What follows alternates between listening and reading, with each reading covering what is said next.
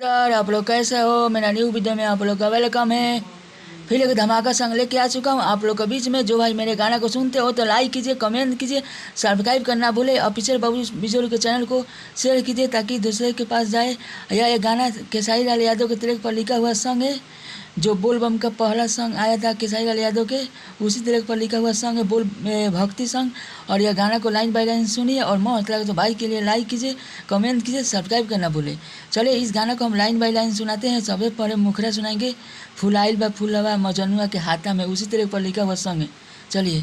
बनल बा मूर्ति माई मलिनिया के छैया में, बनल बा मूर्ति माई निमिया के छैया में, पाँव धरती पर पड़ल बा दुर्गा मैया के, पाँव धरती पर पड़ल बा दुर्गा मैया के, बनल बा मूर्ति माई निमिया के छैया में, पाँव धरती पर पड़ल बा दुर्गा मैया के।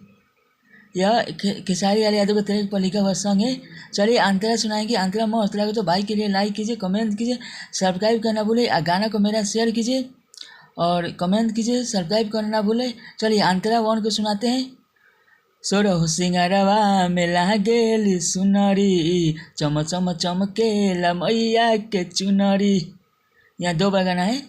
सोरह सिंगारवा में लागेल सुनरी, चम चम चमकेला मैया के चुनरी, हर जगे रखल बा मूर्ति दुर्गा मैया के, हर जगे रखल बा मूर्ति दुर्गा मैया के, पाँव धरती पर पड़ल बा दुर्गा मैया के, पाँव धरती पर पड़ल बा दुर्गा मैया के।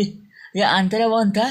अंतरा वन मस्त लगा तो भाई के लिए एक लाइक बनता है, लाइक कीजिएगा और गाना को मेरा शेयर कीजिए, मेरा चैनल को सब्सक्राइब करना ना भूले और दूसरे के पास भेजिए। भाई लोग थोड़ा हेल्प कीजिए, लोग आप लोग हेल्प नहीं करते हैं लोग। चलिए अंतरा तू सुनाते हैं। अंतरा तू मस्त लगा तो भाई के लिए एक लाइक बनता है। चलिए। बबलू बिजोर जाके करे पूजनिया, हर जगह बनल बा माई के मूर्तिया। यहाँ दो बार गाना है। बबलू बिजोर जाके करे पूजनिया, हर जगह बनल बा माई के मूर्तिया, रानी सजावेली मूर्ति सातु बहिनिया के, बबलू सजावेला मूर्ति सातु भाई बहिनिया के, पाँव धरती पर पड़ल बा दुर्गा मैया के, पाँव धरती पर पड़ल बा दुर्गा मैया के। चलिए अगला वीडियो में आप लोग का वेलकम रहेगा। फिर एक धमाका सॉन्ग लेके आऊँगा, भोजपुरी सॉन्ग या भक्ति सॉन्ग फिर लेके आऊँगा। और आप लोग मेरा गाना में बने रहिए और गाना को शेयर कीजिए ताकि दूसरे के पास जाए।